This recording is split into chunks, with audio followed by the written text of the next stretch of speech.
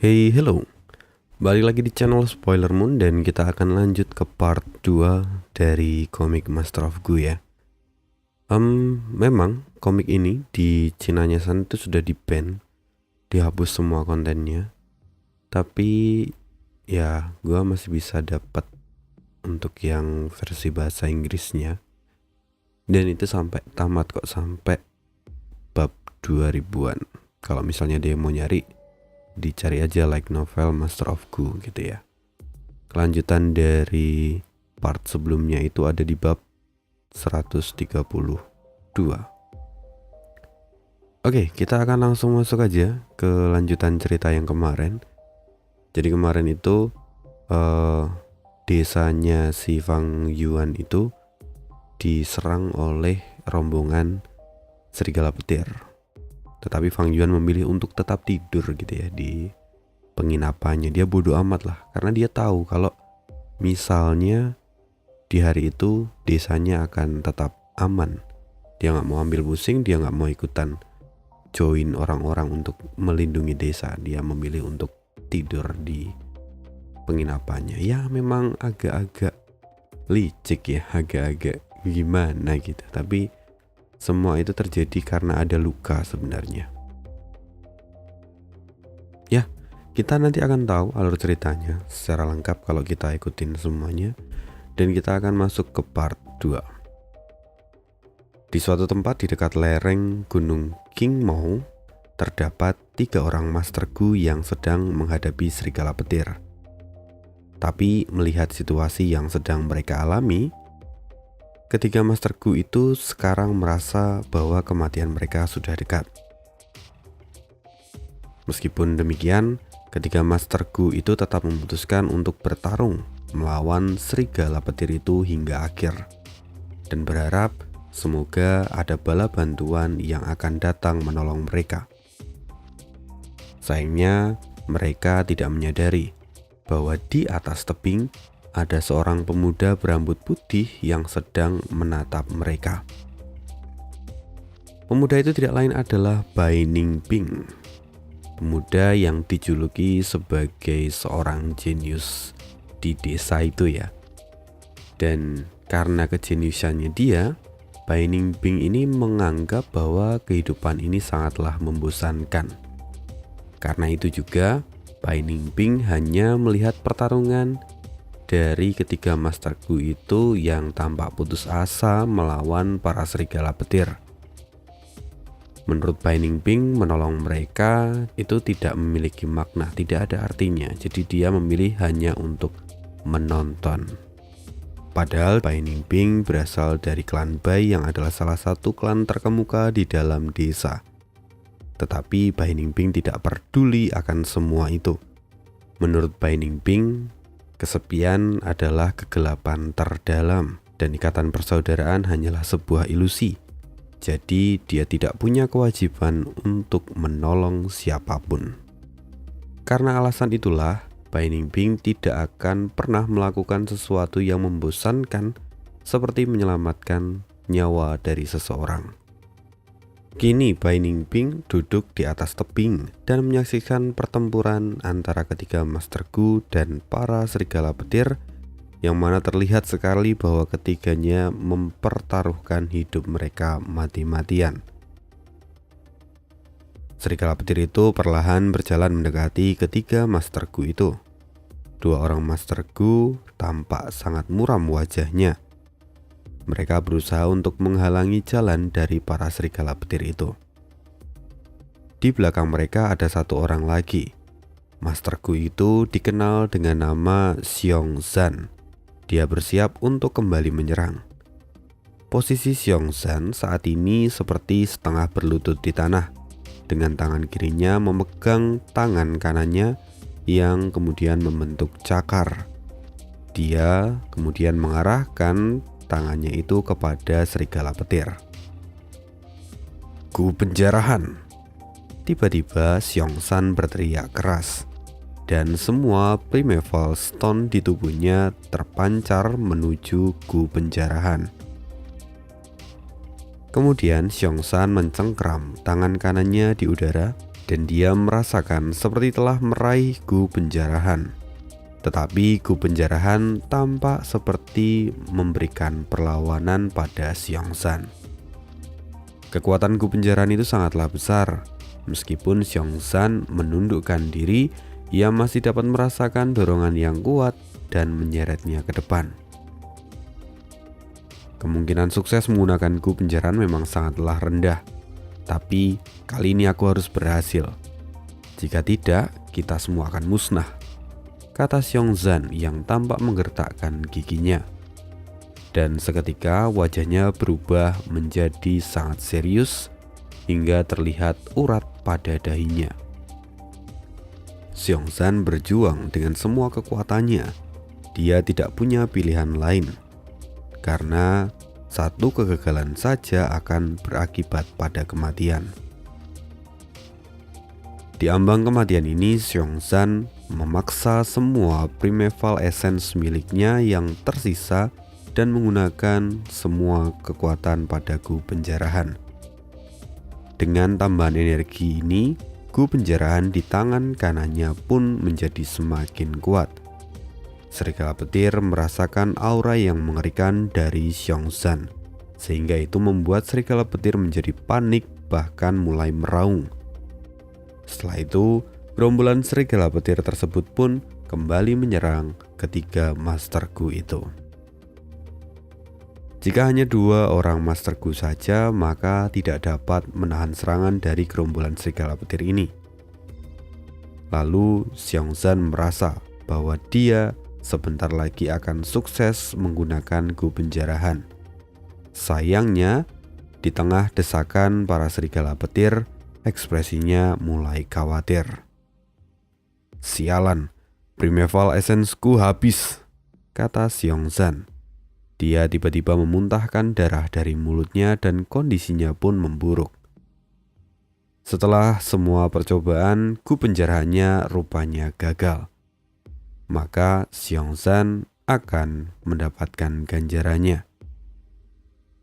Dan inilah kelemahan dari Gu Penjarahan. Karena Xiongzhan gagal mengendalikan Gu Penjarahan, ini merupakan kesempatan besar untuk para serigala petir dan mereka tidak menyia-nyiakan itu. Serigala petir langsung bergegas ke arah ketiga orang itu lalu menerjang Xiongzhan. Tanpa perlu banyak waktu, Xiongzhan langsung terbunuh di tempat. "Lari!" teriak 2 orang Master Gu yang tersisa, dan mereka kehilangan semangat untuk berjuang dan melawan para serigala petir ini. Lagi pula Xiongzhan kini sudah mati. Kedua Master Gu itu langsung lari tunggang langgang ke arah yang berlawanan. Tentu serigala petir tidak membiarkan mereka begitu saja. Serigala petir mengejar salah satunya dan kemudian melompat dan menggigit leher dari Master Gu itu. Hingga akhirnya dia pun tewas.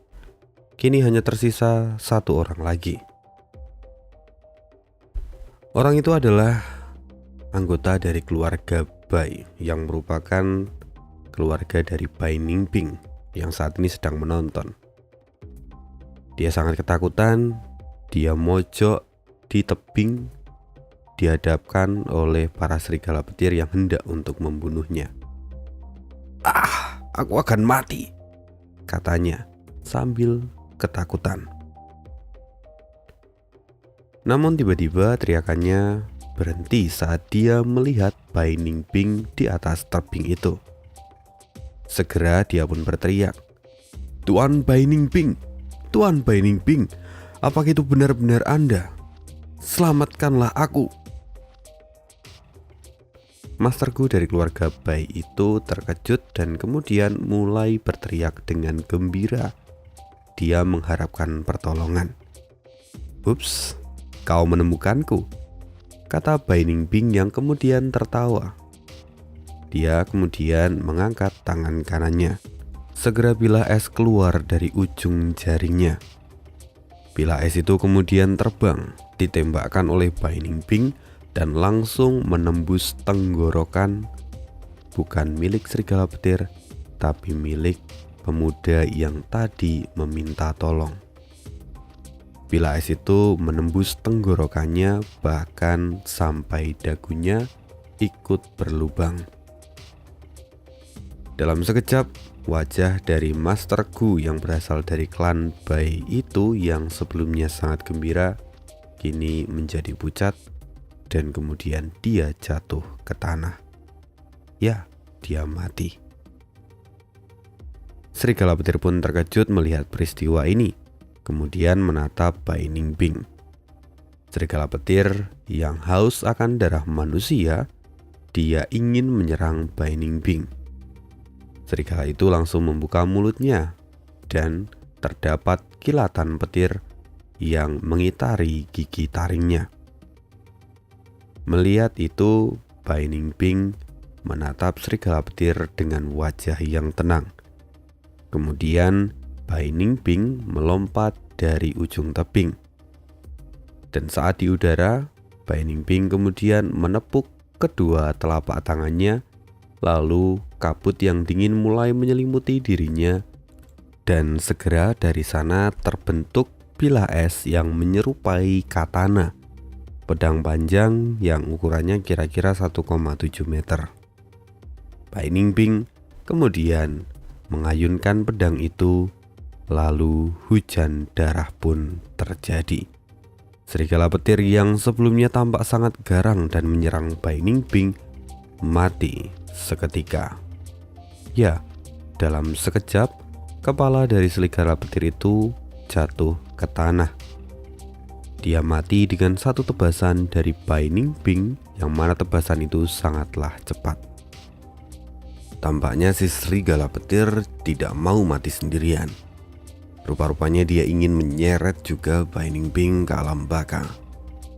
Kilatan petir dari tubuh serigala yang telah tumbang langsung menuju Bai Ningbing. Tapi Bai Ningbing terlihat tersenyum. Dia dengan santainya menggerakkan pergelangan tangan dan langsung menangkis kilatan petir itu dengan menggunakan pedang es di tangannya. Bai Ningbing kemudian berjalan menuju jasad Xiao Zhan. Gu yang lain tampak biasa saja, tapi gu penjarahan ini cukup menarik, ucap Bai Ningbing sambil melihat jasad dari Xiao Zhan. Kemudian Bai Ning mengambil gu penjarahan milik Xiao Zhan dan meletakkan gu penjarahan itu di dekat dadanya. Meskipun sebenarnya ketika klan telah membuat kesepakatan, yaitu jika seorang Master Gu meninggal, gu yang tertinggal atau kehilangan pemiliknya itu harus dikembalikan, diserahkan kepada klan yang ditinggalkan. Tapi Bai Ningbing tampak tidak mau memperdulikan peraturan itu, meskipun dia tahu akan konsekuensinya. Lagi pula, Bai Ningbing merasa bahwa dia adalah simbol kebangkitan dari klan Bai, dan dia sangat yakin bahwa klan Bai pasti akan melindunginya apapun yang terjadi. Ya, Bai Ningbing memang seangkuh itu. Kini Bai Ningbing melihat sekitar dan kemudian tampak terlihat bosan. Setelah melawan para serigala petir, itu benar-benar tidak ada artinya. Bahkan Bai Ningbing berkata, jika dipikir lagi, bertarung dengan seseorang itu jauh lebih menarik daripada gerombolan serigala ini. Dia kemudian tampak menguap. Bai Ningbing perlahan tersenyum.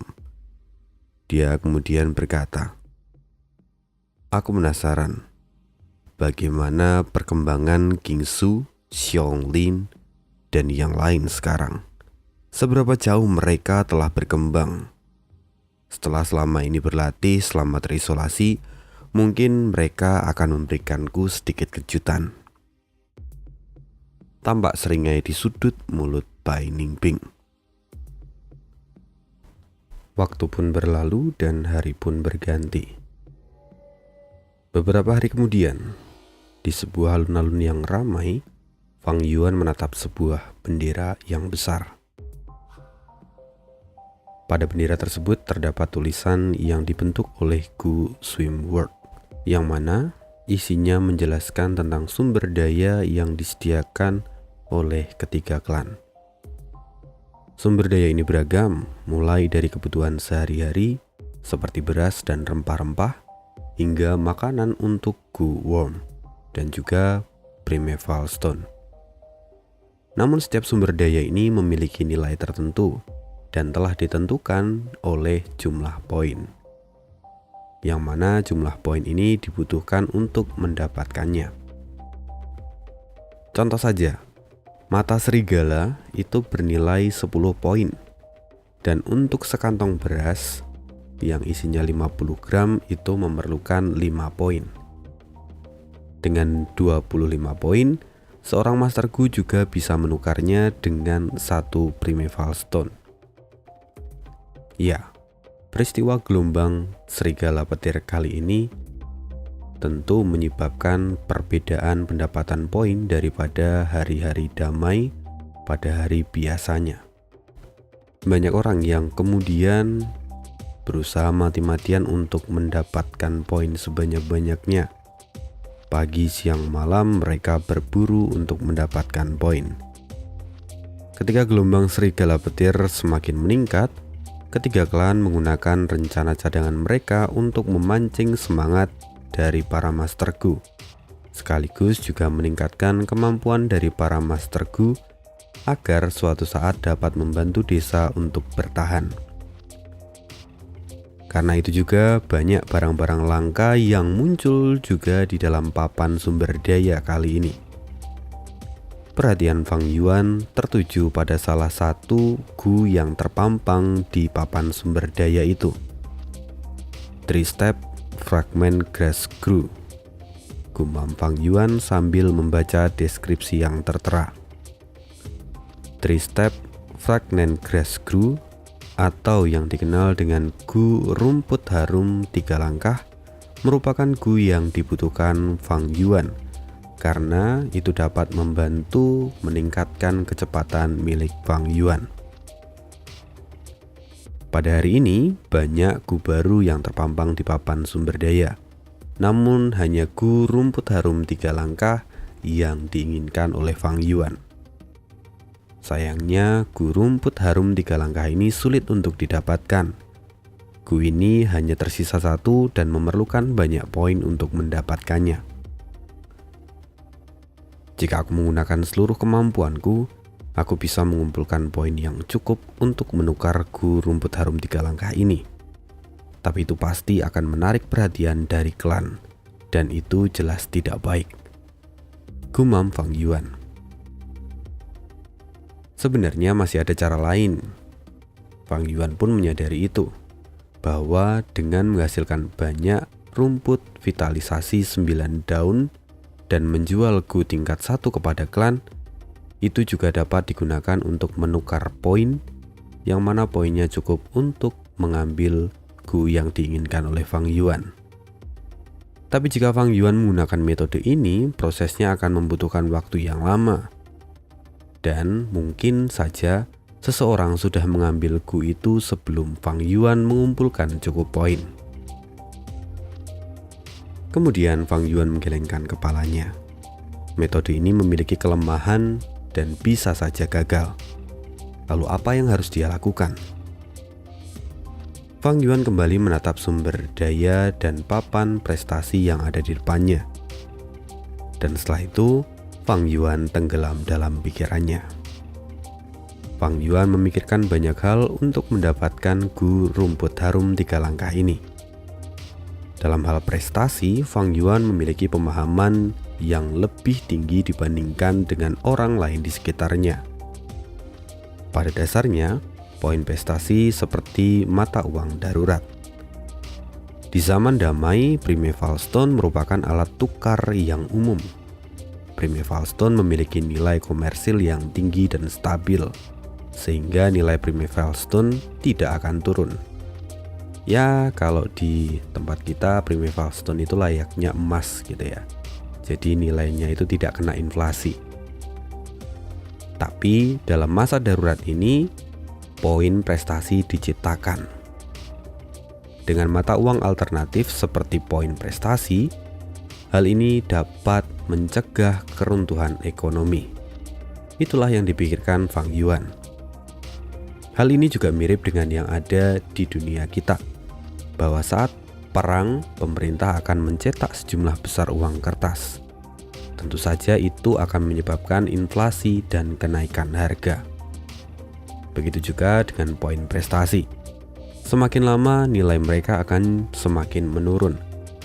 Tetapi di tengah situasi krisis ini, jika hanya menggunakan prime milestone, jumlahnya sangatlah terbatas. Karena itu mereka harus memiliki alternatif. Tetapi di tengah situasi krisis ini, jika mereka hanya menggunakan prime milestone, jumlahnya sangat terbatas. Jadi, mereka harus memilih kerugian yang lebih kecil. Itulah mengapa setelah gelombang serigala, ekonomi biasanya menunjukkan tanda-tanda penurunan. Sistem ekonomi primitif seperti ini tidak layak dipertimbangkan. Jika aku seorang kultivator tingkat 3, aku bisa memanipulasinya dengan sangat mudah. Tapi sayangnya aku tidak cukup kuat sekarang. Jadi aku tidak bisa menanggung resikonya. Jika aku mencoba, itu sama saja seperti bermain api. Gumam Fang Yuan. Fang Yuan menghela nafas dalam hatinya. Tingkat kultivasinya tidak cukup tinggi dan kekuatannya juga tidak cukup. Jika tanpa kekuatan dan hanya memiliki kemampuan, rupa-rupanya itu tidaklah cukup. Itulah kenapa dalam cerita Renzu lebih memilih untuk berurusan dengan Gu kekuatan, memperoleh kekuatan dan menyerahkan kebijaksanaannya, karena kekuatan adalah dasar dari segalanya. Sembari merenung dan mencari-cari solusi untuk mendapatkan Gu rumput harum 3 langkah, Fang Yuan rupa-rupanya sambil mendengar percakapan orang-orang yang ada di sekitarnya. "Kamu tahu tidak, Bai Ning melancarkan serangannya lagi," kata seseorang di sana. "Apa? Siapa targetnya kali ini?" jawab rekannya. "Itu Xiao Li dari klan Xiong. Tampaknya dia mendapatkan nasib yang buruk." "Hah? Apa yang Bai Ning pikirkan? Terakhir kali dia melukai Jisan, dan sekarang dia menyerang Xiong Li.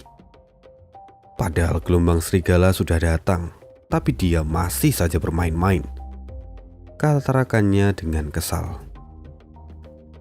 "Benar, dia memang selalu berbuat sesuka hati.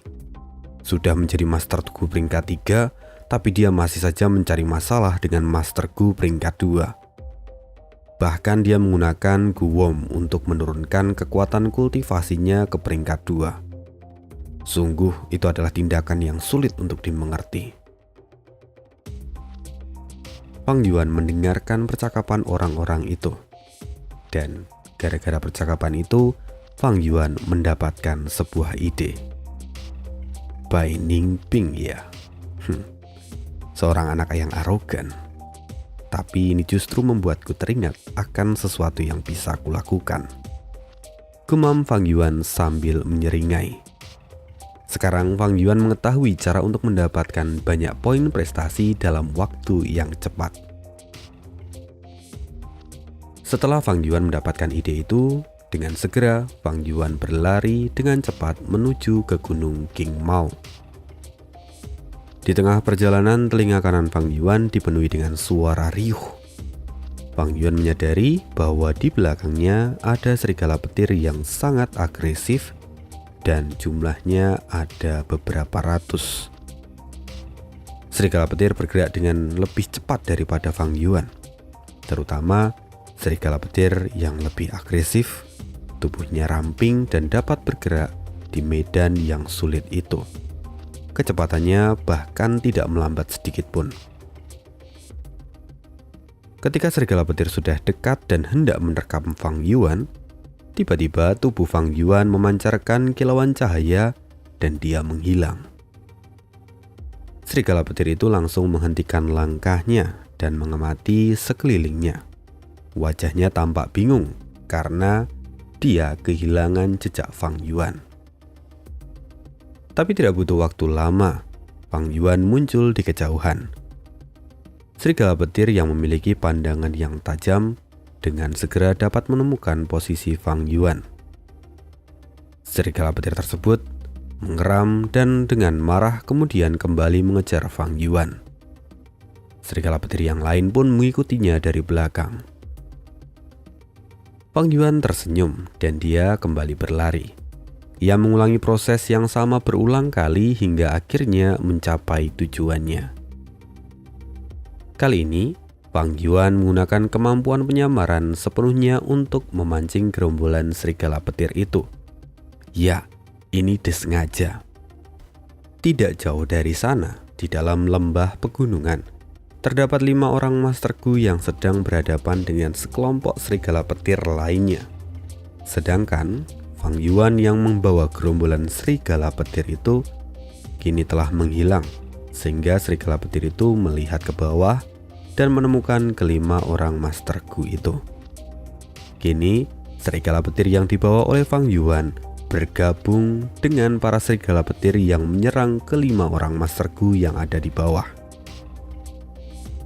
Bagaimana ini bisa terjadi?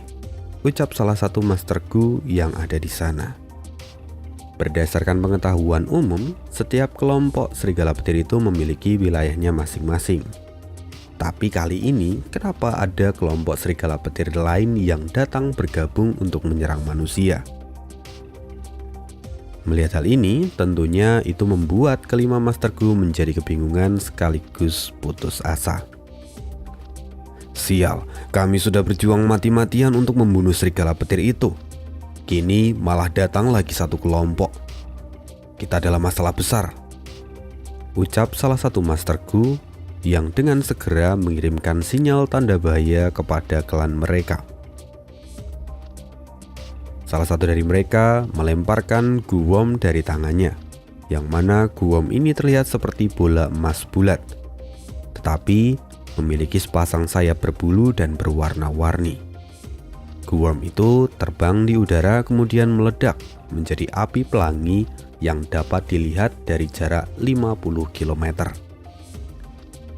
Itu adalah Gu sinyal, yang mana Gu itu dikhususkan untuk mengirimkan sinyal supaya kelompok yang lain segera memberikan pertolongan.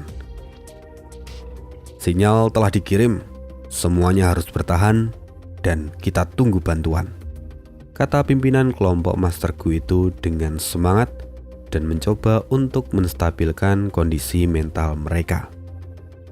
Ya, ketua kelompok itu melakukan tugasnya dengan baik. Fang Yuan sendiri kini berdiri di puncak tebing dan melihat segerombolan serigala petir yang sedang menyerang kelima Master Gu itu. Katanya, usaha yang sia-sia. Fang Yuan pun tampak tersenyum.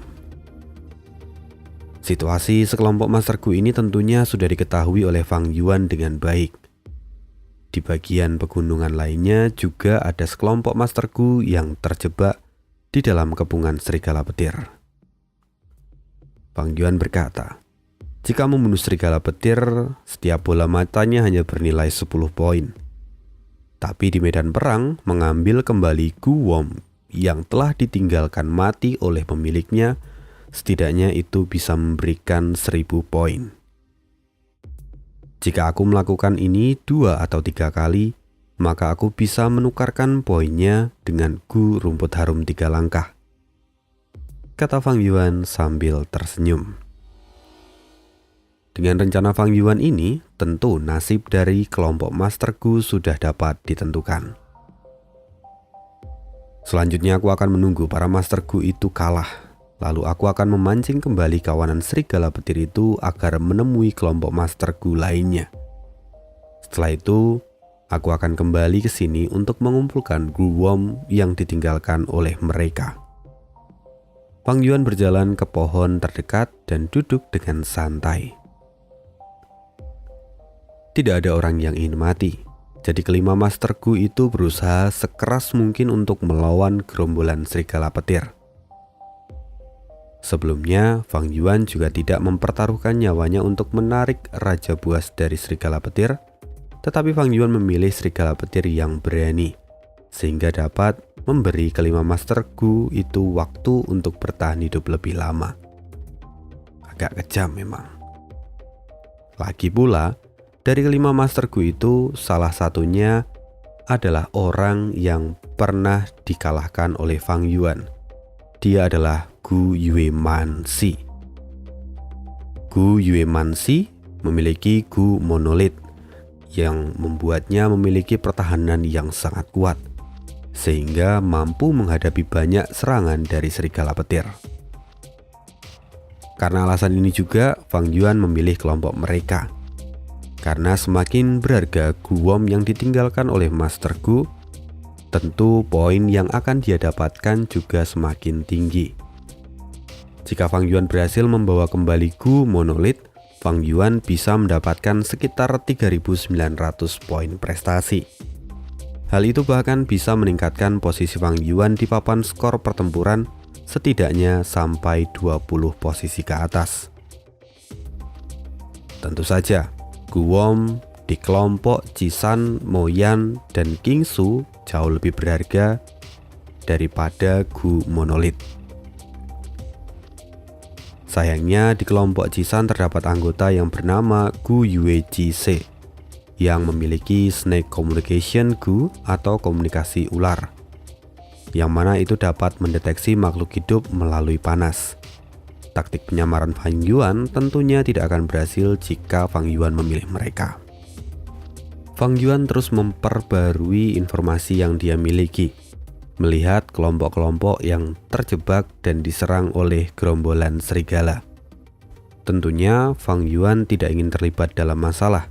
Dia memilih kelompok yang tidak memiliki seorang pelacak di dalamnya sehingga dia tidak akan ketahuan. Setelah mempertimbangkan banyak hal, Fang Yuan akhirnya memilih beberapa kelompok, dan setelah mengawasi mereka untuk waktu yang lama, Fang Yuan pun menemukan kesempatan yang tepat. Di sisi lain di Gunung Qingmao, Bai Ningping sedang tidur pulas. Lalu suara pertempuran terdengar di telinganya. Bai Ningping kemudian membuka matanya sedikit dan tampak aura yang mencekam. Skenario membosankan lainnya, kata Bai Ningping. Bai Ning tidur di tepi tebing. Hanya dengan membalikkan badannya, dia dapat melihat dengan jelas peristiwa yang terjadi di lembah pegunungan.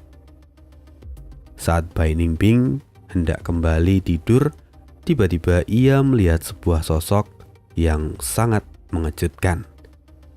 Sosok itu tidak lain adalah Fang Yuan. Saat itu Fang Yuan sedang bersandar di pohon sambil melihat pertempuran di antara kelima Master Gu yang melawan gerombolan serigala petir yang ia bawa. Fang Yuan menyaksikan pertempuran itu dengan tenang dan tidak ada sedikit pun niat untuk membantu mereka. Melihat ini, Bai Ning langsung tertarik meskipun dia hanya menyaksikan dari kejauhan. Bai Ning belum pernah bertemu dengan orang seperti Fang Yuan sebelumnya. Sejak dia kecil, orang-orang di sekeliling Bai Ning merupakan orang-orang yang setia kepada klan dan terikat oleh hubungan keluarga.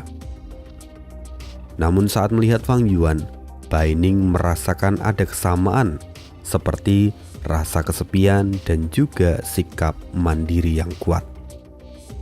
Siapa dia? Kata Bai Ning saat ini di dalam hati, yang mana itu dipenuhi dengan rasa penasaran dan ketertarikan kepada Fang Yuan. Beberapa waktu berlalu, Fang Yuan kini tampak memetik beberapa buah liar. Buah itu terasa segar, meskipun ada asamnya, tapi juga terasa manis. Fang Yuan tampak menikmati buah itu. Lalu telinga kanannya bergerak. Dia mendengar sesuatu dan itu berada di dekatnya. Sebelumnya, Bai Ning hanya diam tidur di tebing yang tinggi dan tidak ingin bergerak sama sekali. Sehingga Gu, telinga rumput komunikasi milik Fang Yuan tidak bisa mendeteksinya. Tetapi, ketika Bai Ning mulai bergerak, pergerakannya langsung terdeteksi oleh Fang Yuan. Fang Yuan langsung berbalik dan melihat seorang pemuda dengan rambut dan pakaian berwarna putih. Bai Ning menancapkan bilah es ke tebing dan meluncur turun di sepanjang jalur itu. Bai Ning berhenti tidak terlalu jauh dari Fang Yuan. Mata Fang Yuan pun menyipit dan dengan segera ia langsung mengenali bahwa pemuda itu tidak lain adalah Bai Ning. Bai Ning yang merupakan jenius terkemuka di Gunung Qingmao dan merupakan sosok harapan kebangkitan klan Bai, yang mana saat ini kultivasinya ada di peringkat 2. Bai Ning juga telah membunuh seorang elder berperingkat 3, meskipun masih sangat muda. Sosok Bai Ning tentu saja sangat ditakuti karena kekuatannya mampu mengubah keseimbangan dan kekuatan di dalam Gunung Qingmao. Biasanya, jika Master Gu hanya sendirian dan bertemu dengan Bai Ning, mereka pasti akan langsung gugup dan waspada. Tapi Fang Yuan hanya menatap Bai Ning sebentar, kemudian kembali memandang ke arah lembah. Fang Yuan melanjutkan menyaksikan pertarungan di antara Master Gu dan serigala petir. Ekspresi Fang Yuan tetap tenang, seolah dia tidak peduli akan kehadiran Bai Ning. Semua ini karena Fang Yuan sudah mengetahui tentang kekuatan rahasia dari Bai Ning.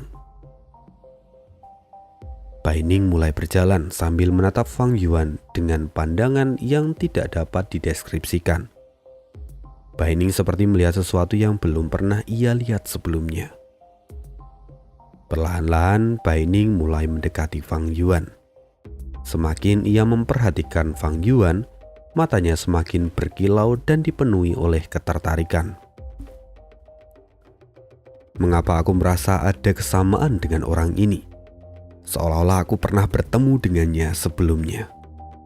Rasanya seperti bertemu dengan kenalan lama, ujar Bai Ning dalam hati, dan dia merasakan hatinya seperti bergetar.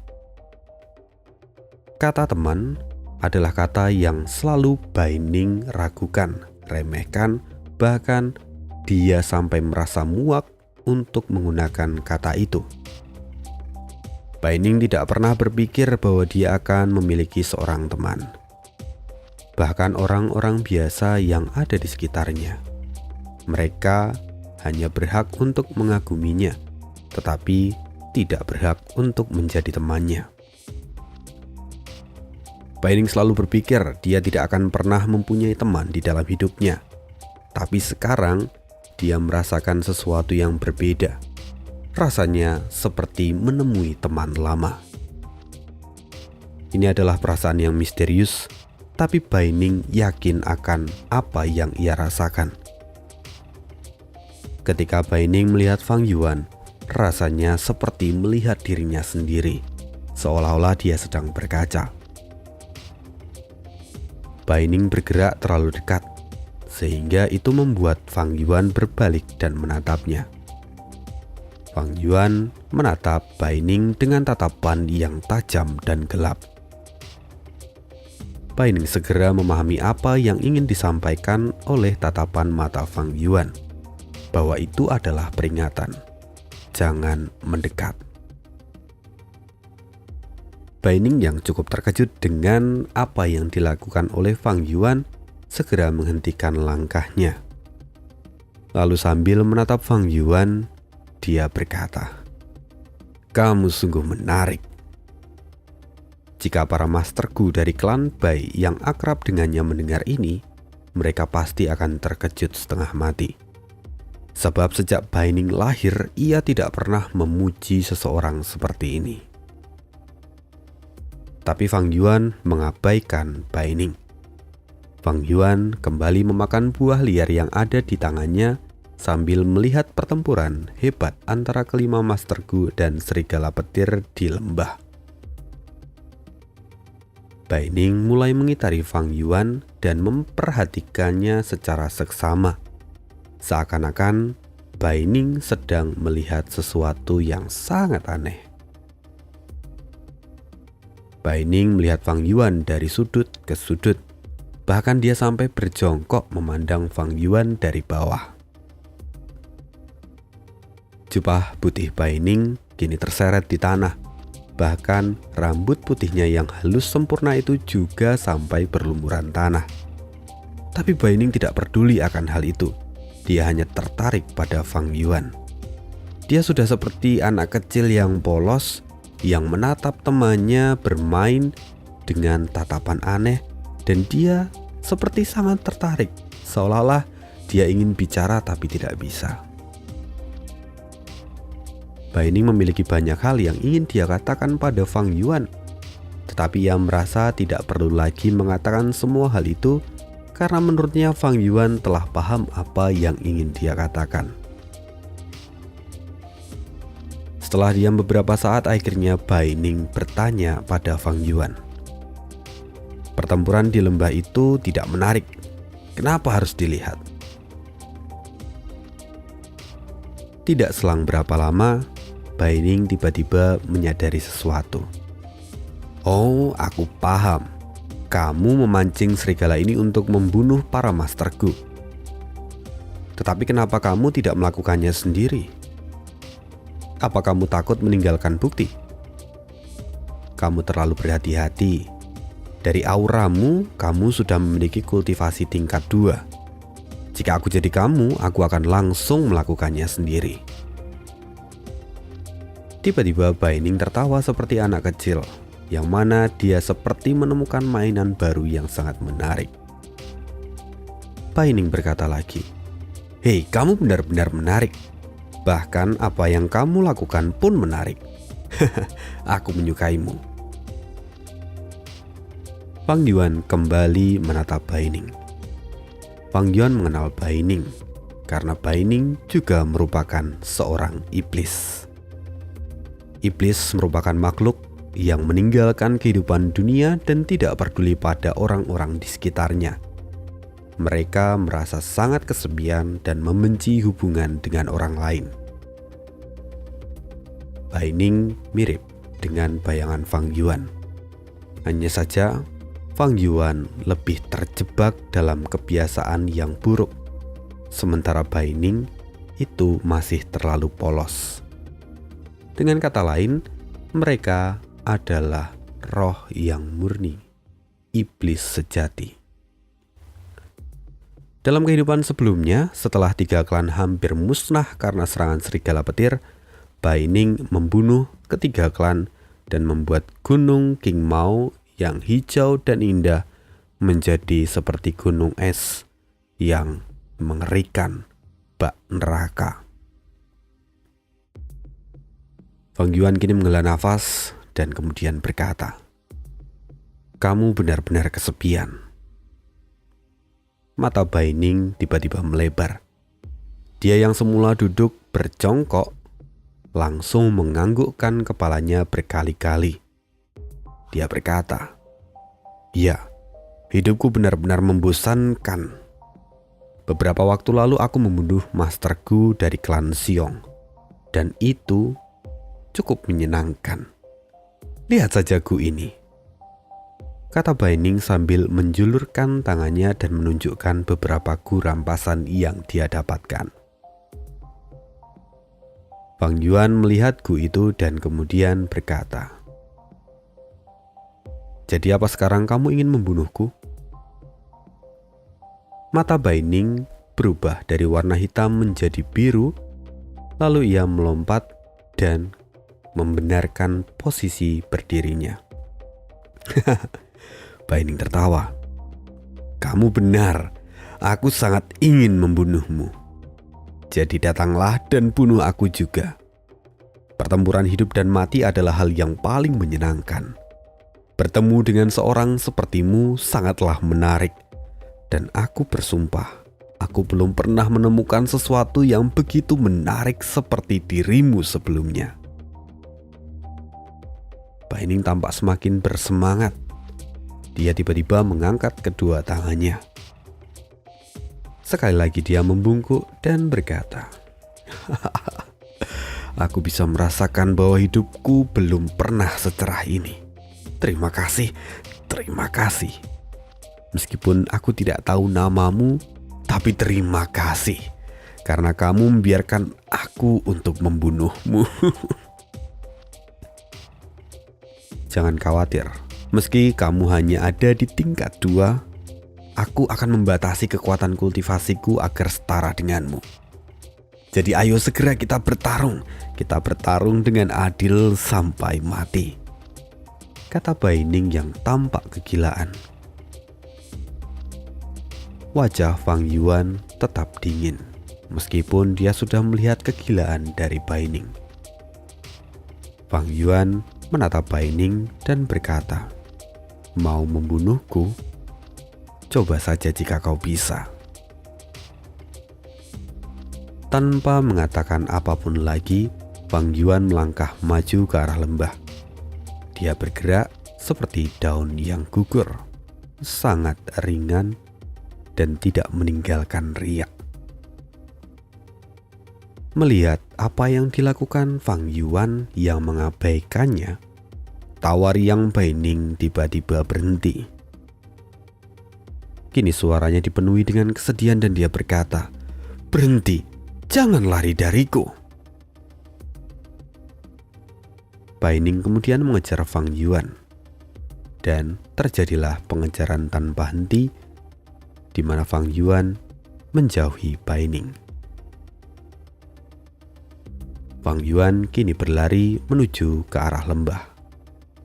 Gerombolan serigala petir yang merasa terganggu akan kehadiran dua sosok ini tiba-tiba muncul di depan mereka, lalu dengan cepat menyerang Fang Yuan serta Baining. 5 orang Master Gu sebelumnya yang terjebak di lembah dan bertarung melawan para serigala petir, kini telah kehilangan 1 anggotanya. Hanya tersisa 4 orang saja dan merasa lega saat melihat kedua orang ini datang. "Bantuan sudah tiba, teman-teman, bersemangatlah!" teriak pemimpin dari kelompok itu. "Tunggu, tapi kenapa mereka hanya berdua?" tanya Master Gu yang lain, yang mana dia tampak kebingungan melihat kedatangan Fang Yuan dan Baining. Tapi saat mereka mendekat, Gu Yuemansi menyadari sesuatu. Itu dia. Gu Yuemansi tidak mungkin melupakan wajah Fang Yuan yang selalu membulinya. Orang yang telah mengalahkan dan mempermalukan dirinya.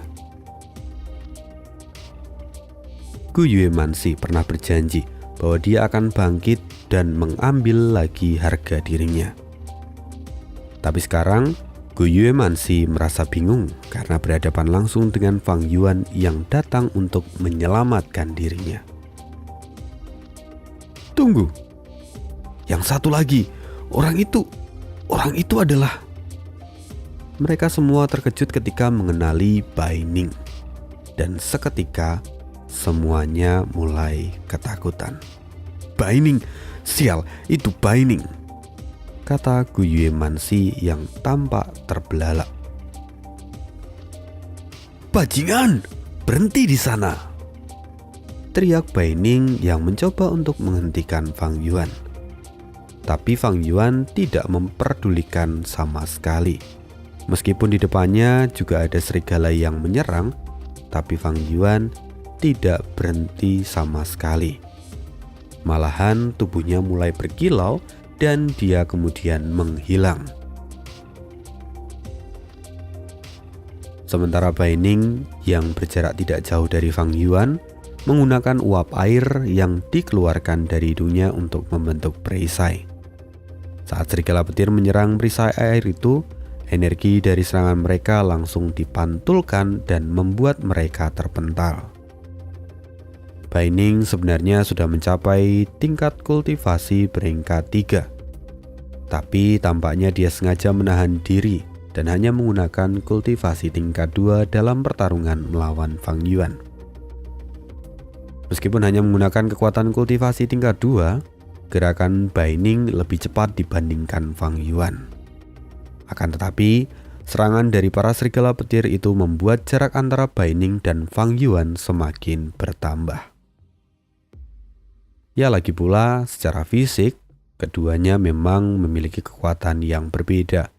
Fang Yuan sendiri memiliki kekuatan yang setara dengan 2 babi hutan, sedangkan Bai Ningping sedikit lebih rendah. Karena itu Fang Yuan berhasil menjaga jarak dari Bai Ning. Setelah itu, salah seekor serigala petir memperhatikan Fang Yuan dan Bai Ningping. Serigala itu mengaum dan memerintahkan serigala-serigala lain untuk menyerang Fang Yuan.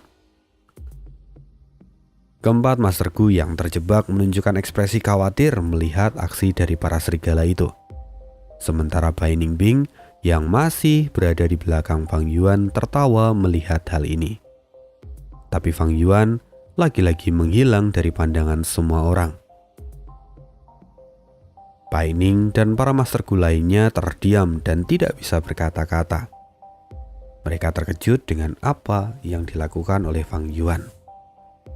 Para serigala petir yang tadi hendak menyerang Fang Yuan kini tidak lagi bisa menemukan Fang Yuan, jadi mengalihkan tujuan mereka. Mereka langsung menyerang ke arah Bai Ningping sebagai gantinya. Bai Ningping setelah terkejut, lalu kemudian tersenyum. Dia berkata, "Ini sangat menarik. Kamu sungguh menarik. Aku akan memulai makananku dengan hindakan pembuka ini. Terima kasih." Setelah mengatakan itu, mata Bai Ningping berubah dari warna hitam menjadi biru. Bai Ning berdiri dengan satu kaki seolah-olah meniru pose seekor flamingo. Dia mengacungkan pedang esnya. Kemudian Bai Ning memutar pedangnya dan mempercepat gerakan tersebut sehingga pedangnya menciptakan jejak semacam gelombang. Gerakannya menghasilkan pandangan yang mirip seperti tornado. Gelombang pedang berkilauan itu kemudian berubah menjadi badai salju yang langsung menyerang sekumpulan serigala petir itu. Para serigala petir itu langsung terluka parah, dan tidak sedikit dari mereka yang langsung berubah menjadi potongan daging karena tersambar oleh badai es yang dilepaskan oleh Bai Ning. Serigala petir yang terkuat di antara mereka yang bisa dikatakan sebagai pemimpin berusaha melawan badai itu dan terus mengaum. Gu parasit yang ada di dalam tubuh serigala itu mulai bereaksi, membangkitkan percikan listrik emas di seluruh tubuhnya. Listrik itu membentuk semacam baju zirah di sekitar tubuhnya. Dengan 4 buah cakar, serigala petir itu melompat ke dalam badai pisau yang dikeluarkan oleh Bai Ning. Kemudian, ledakan pun terdengar. Badai itu langsung hilang seketika setelah serigala itu menghancurkan dengan cakarnya. Asap putih segera menyebar ke seluruh area yang ada di sana. Serigala petir yang berhasil menghancurkan badai itu kini ternyata tumbang. Setelah menghancurkan badai itu, jantungnya tertusuk oleh pisau es. Serangan itu fatal dan hampir seketika merenggut nyawanya. Bai Ning kemudian menarik kembali pedang esnya. Bai Ning melihat pedang es di tangannya, yang mana kali ini tampak penuh dengan retakan. Tapi Bai Ning tidak merisaukan hal itu. Dia mengulurkan tangan kirinya dan menyentuh pedang itu. Segera kabut dingin langsung terpancar dari tangan Bai Ningping. Kabut itu menyebar ke seluruh bilah pedang, lalu kemudian semua retakan hilang seketika. Meskipun kematian serigala petir terkuat itu telah mengusir sisa serigala yang lain, namun Fang Yuan kini tetap tidak terlihat di mana-mana. Tampaknya Fang Yuan kali ini telah berhasil melarikan diri.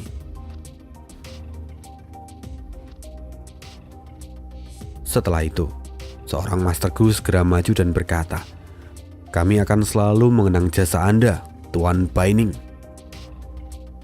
kata orang itu dengan penuh rasa hormat.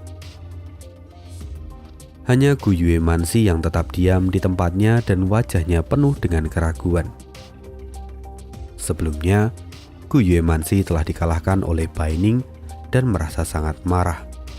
Namun sekarang meskipun ia telah berhasil memperbaiki Gu monolitnya, ia merasa tidak yakin bisa kembali menantang Bai Ning. Sedangkan saat ini Bai Ning hanya menghela nafas, kemudian dengan segera mengerahkan lengan kanannya dan mengayunkan pedang es miliknya. Segera badai es pun terjadi. Ratapan dari para Master Gu terdengar dari sana. Dan ketiga Master Gu yang ada di sana tidak pernah mengira bahwa orang yang menyelamatkan mereka justru menjadi orang yang sangat mengerikan dan menyerang mereka. "Bai Ning, apa yang kamu lakukan?" teriak Gu Yuemansi karena terkejut melihat yang dilakukan Bai Ning yang telah membunuh teman-temannya. "Bukankah kamu bisa melihatnya dengan kedua bola matamu? Aku hanya membunuh serangga," kata Bai Ning dengan suara yang dingin. "Sialan!" Gu Yuemansi mengepalkan tangannya karena sangat marah. "Klan kita telah membentuk aliansi, tapi kamu telah berani menyerang klan Gu Yue kami. Ini adalah pelanggaran perjanjian. Jika kamu punya masalah, hadapi aku, bukan mereka. Sudah waktunya kita menyelesaikan masalah lama kita," teriak Gu Yuemansi yang tampak marah dan berlari menuju Bai Ning Bing. Gu Yuemansi mengaktifkan Gu monolit dengan semua kekuatannya. Tubuhnya mengeras seperti batu dan tampilannya berubah seperti golem. "Kau cari mati," kata Bai Ning Bing dengan nada sinis. Dia kembali mengangkat pedangnya. Lalu dengan serangan dari pedang es itu memotong kepala Gu Yuemansi. Potongan itu lurus dari atas sampai bawah, tepat di tengah-tengah alis, menuju ke hidung, bibir, hingga tenggorokannya. Dalam sekejap mata, tubuh Gu Yuemansi terbelah dua. Ketika pedang es itu menghantam tubuh Gu Yuemansi, banyak batu-batu kecil terlempar dan pedang es itu kembali patah. Tapi kabut dingin telah membekukan sisa kekuatan yang masih ada di dalam tubuh Gu Yuemansi. Gu Yuemansi jatuh ke tanah dengan tubuh yang sudah tidak berdaya. Lapisan kulit batu di tubuhnya perlahan menghilang dan dia kembali normal. Sangat familiar, kata Bai Ning sambil mengusap pergelangan tangannya yang terluka oleh getaran batu yang merupakan serangan dari Gu Yuemansi. Dia bahkan hampir melupakan kejadian lama saat Gu Yuemansi juga menyerangnya. Bai Ning menggelengkan kepala lalu berbalik dan menghadap ke lembah yang luas. Lalu dia berteriak, "Keluar! Master Gu yang ingin kamu bunuh sudah aku selesaikan. Jadi sekarang ayo kita bertarung." Setelah Bai Ning selesai mengatakan itu, Fang Yuan muncul dari kejauhan. Mata Bai Ning bersinar. Ia mengangkat pedang esnya dan lalu melambaikannya ke arah Fang Yuan. Tapi Fang Yuan hanya tertawa, lalu kemudian berbalik dan pergi. Melihat hal itu, Bai Ning Bing berteriak dengan kesal, lalu mengejar Fang Yuan. Iya, pertarungan dan pengejaran Bai Ning pada Fang Yuan masih terus berlanjut, yang mana tentunya Fang Yuan akan memanfaatkan Bai Ning untuk mendapatkan apa yang dia inginkan. Ya, sekian dulu spoileran hari ini. Kita jumpa lagi di next video. Bye.